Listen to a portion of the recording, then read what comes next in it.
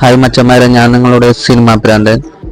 അപ്പം ഞങ്ങൾ ഇന്ന് വന്നിരിക്കുന്നത് തളിക്കുളം ഭാഗത്തുള്ള ഓഹോ ബീച്ചിക്കിനി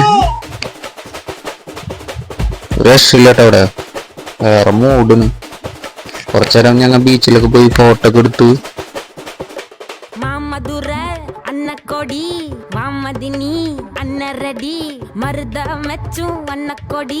നൈറ്റ് ആയപ്പോഴത്തേനും ലൈറ്റ് വർക്കൊന്നും രക്ഷയില്ല.